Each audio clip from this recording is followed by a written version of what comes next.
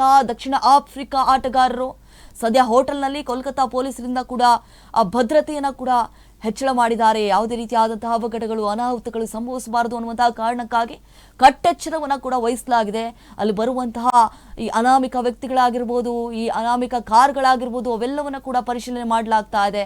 So ಹಾಗೆ November 14ರಿಂದ ಈ ಭಾರತ ಮತ್ತು ದಕ್ಷಿಣ ಆಫ್ರಿಕಾ ಈ ಟೆಸ್ಟ್ ಸರಣಿ ಕೂಡ ಆರಂಭ ಆಗ್ತಾ ಇದೆ.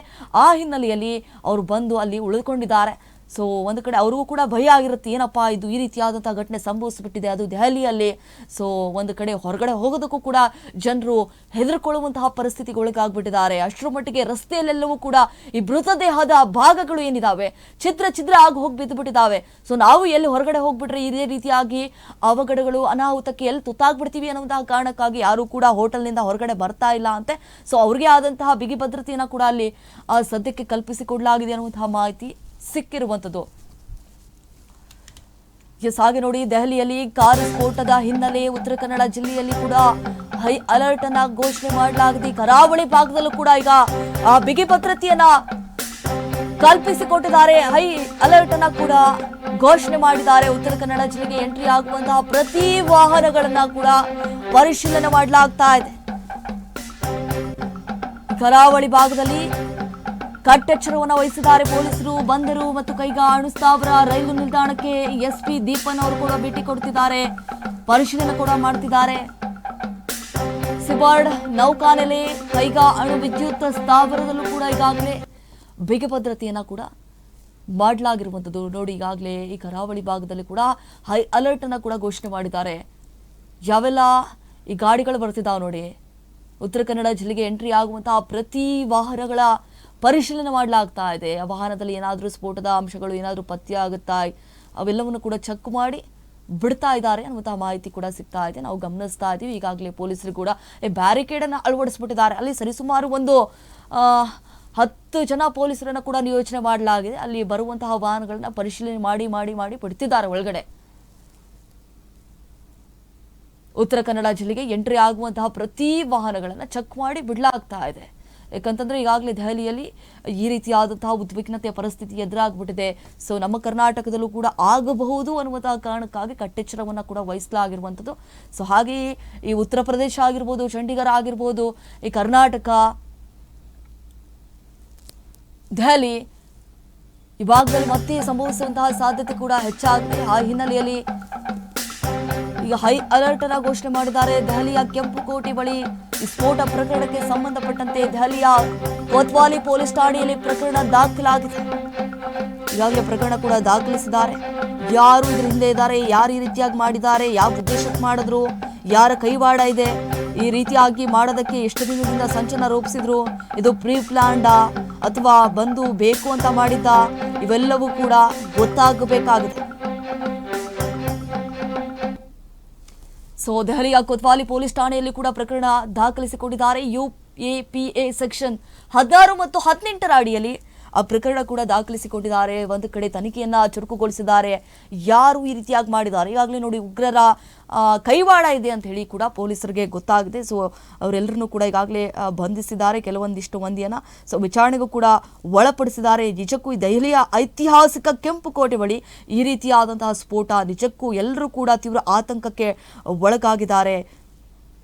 ಈ ಕಾರು ಸ್ಫೋಟದ ಘಟನೆಗೆ ಪುಲ್ವಾಮಾ ನಂಟು ಇದೆಯಾ, ಈ ಕೃತ್ಯದ ಹಿಂದೆ ಈ ಉಗ್ರರ ಕೈವಾಡ ಇದೆಯಾ ಅನ್ನುವಂತಹ ಪ್ರಶ್ನೆ ಸಹಜವಾಗಿ ಮೂಡುತ್ತೆ. ಯಾಕಂತಂದ್ರೆ HR 26CE 7674 ಈ ರಿಜಿಸ್ಟ್ರೇಷನ್ ಹೊಂದಿರುವಂತಹ ಕಾರು ಇದು, I-20 ಕಾರು. ಈ ಮೊಹಮ್ಮದ್ ಸಲ್ಮಾನ್ ಎನ್ನುವರ ಹೆಸರಿನಲ್ಲಿದೆ ಅಂತೆ. ಅವರ ಹೆಸರಿನಲ್ಲಿ ಹರಿಯಾಣದಲ್ಲಿ ಈ ರಿಜಿಸ್ಟ್ರೇಷನ್ ಆಗಿದೆ ಈ ಒಂದು ಕಾರು. ಗುರುಗ್ರಾಮದ ಶಾಂತಿನಗರ ನಿವಾಸಿ ಸಲ್ಮಾನ್ ಅವರನ್ನ ಪೊಲೀಸರಿಗಾಗಲೇ ವಶಕ್ಕೆ ಪಡೆದುಕೊಂಡು ವಿಚಾರಣೆಗೂ ಕೂಡ ಒಳಪಡಿಸಿದ್ದಾರೆ. 1.5 ವರ್ಷದ ಹಿಂದೆ ದೆಹಲಿಯ ಓಕ್ಲಾ ನಿವಾಸಿ ದೇವೇಂದರ್ ಅವರಿಗೆ ಮಾರಾಟ ಮಾಡಿರುವುದಾಗಿ ತಿಳಿಸಿದ್ದಾರೆ. ಕಾರನ್ನು ಅವ್ರಿಗೆ ಸೇಲ್ ಮಾಡಿದ್ರಂತೆ. ಸೊ ಹಾಗೆ ತನಿಖೆಯನ್ನ ಕೂಡ ಮುಂದುವರೆಸಿದ್ದಾರೆ ಪೊಲೀಸರು. ದೇವೇಂದರ್ ಕೂಡ ಕಾರನ್ನ ಜಮ್ಮು ಕಾಶ್ಮೀರದ ಪುಲ್ವಾಮಾ ಮೂಲದ ತಾರಿಕ್ ಅನ್ನುವಂತಹ ವ್ಯಕ್ತಿಗೆ ಮಾರಾಟ ಮಾಡಲಾಗಿತ್ತು. ಅವ್ರು ತಗೊಳ್ತಾರೆ, ಬೇರೆಯವ್ರಿಗೆ ಸೇಲ್ ಮಾಡ್ತಾರೆ, ಇದೇ ರೀತಿಯಾಗಿ ಆಗಿಬಿಟ್ಟು ಅವರೆಲ್ಲರನ್ನೂ ಕರೆಸಿಬಿಟ್ಟು ಈಗ ವಿಚಾರಣೆಗೂ ಕೂಡ ಒಳಪಡಿಸಿದ್ದಾರೆ. ಸೊ ಈ ಪ್ರಕರಣದ ಹಿಂದೆ ಉಗ್ರರ ಕೈವಾಡ ಬಗ್ಗೆಯೂ ಕೂಡ ಶಂಕೆ ವ್ಯಕ್ತವಾಗ್ತಾ ಇದೆ. ಈಗ ದೆಹಲಿ ಪೊಲೀಸರ ತಂಡವೊಂದು ತಾರಿಕ್ನ ಜಾಡು ಹಿಡಿದು ಪುಲ್ವಾಮಾಗೆ ತೆರಳಿದೆ. ಸದ್ಯಕ್ಕೆ ಈಗ ಸಿಕ್ಕಿರುವಂತಹ ವ್ಯಕ್ತಿಗಳನ್ನ ವಿಚಾರಣೆ ಮಾಡ್ತಿದ್ದಾರೆ. ಸೊ ಕೆಂಪೇಗೌಡ ವಿಮಾನ ನಿಲ್ದಾಣದಲ್ಲಿ ತೀವ್ರ ಕಟ್ಟೆಚ್ಚರವನ್ನು ವಹಿಸಲಾಗಿದೆ. ಈಶಾನ್ಯ ವಿಭಾಗದ ಡಿಸಿಪಿ ಸಜಿತ್ರಿಂದ ಪರಿಶೀಲನೆ ಕೂಡ ಕೈಗೆತ್ತಿಕೊಂಡಿದ್ದಾರೆ. ಶ್ವಾನದಳ ಬಾಂಬ್ ನಿಷ್ಕ್ರಿಯ ದಳದಿಂದ ಪರಿಶೀಲನೆ ಮಾಡಲಾಗ್ತಾ ಇರುವಂತದ್ದು. ದೇವನಹಳ್ಳಿ ಬಳಿ ಇಳಿರುವಂತಹ ಕೆಂಪೇಗೌಡ ಏರ್ಪೋರ್ಟ್, ಬೆಂಗಳೂರು ಗ್ರಾಮಾಂತರ ಜಿಲ್ಲೆ ದೇವನಹಳ್ಳಿ ಪಟ್ಟಣ. ಈಗಾಗಲೇ ಅಲ್ಲೂ ಕೂಡ ಕಟ್ಟೆಚ್ಚರವನ್ನು ವಹಿಸಲಾಗಿದೆ ಕೆಂಪೇಗೌಡ ಏರ್ಪೋರ್ಟ್ನಲ್ಲಿ.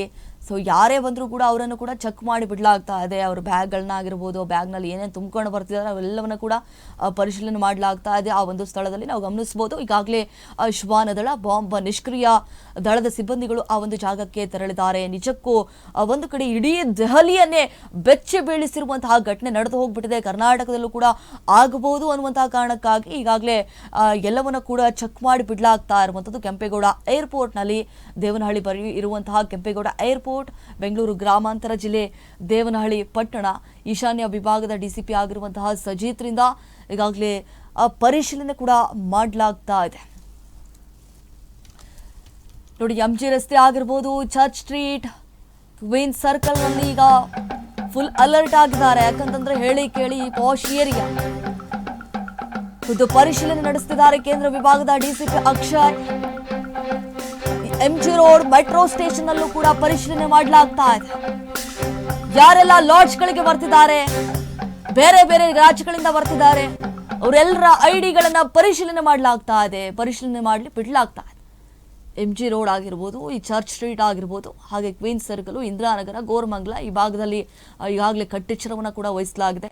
ಖುದ್ದು ಪರಿಶೀಲನೆ ನಡೆಸಿದ್ದಾರೆ ಕೇಂದ್ರ ವಿಭಾಗದ ಡಿಸಿಪಿ ಆಗಿರುವಂತಹ Akshay. So MG road metro station ಅಲ್ಲೂ ಕೂಡ ಈಗಾಗಲೇ ಪರಿಶೀಲನೆ ಮಾಡಿ ಬಿಡಲಾಗ್ತಾ ಇದೆ. ಯಾರೆಲ್ಲ ಅನಾಮಿಕ ವ್ಯಕ್ತಿಗಳು ಆಗಮಿಸ್ತಿದ್ದಾರೆ ಆ ಮೆಟ್ರೋ ಸ್ಟೇಷನ್ಗಳಿಗೆ ಅವರೆಲ್ಲರನ್ನೂ ಕೂಡ ಖುದ್ದು ಪರಿಶೀಲನೆ ಮಾಡಿ ಬಿಡಲಾಗ್ತಾ ಇರುವಂಥದ್ದು. ಹಾಗೆ ಈಗ ಲಾಡ್ಜ್ನಲ್ಲಿ ಬಂದು ಉಳಿತಿರ್ತಾರೆ, ಬೇರೆ ಬೇರೆ ರಾಜ್ಯಗಳಿಂದ ಲಾಡ್ಜ್ನಲ್ಲಿ ಅಥವಾ ರೆಸಾರ್ಟ್ನಲ್ಲಿ ಯಾರೆಲ್ಲ ಬಂದು ಉಳಿತಿರ್ತಾರೆ ಅವರೆಲ್ಲರನ್ನೂ ಕೂಡ ಅವ್ರ ಐಡಿಗಳನ್ನು ಚೆಕ್ ಮಾಡಿ ಬಿಡಲಾಗ್ತಾ ಇದೆ.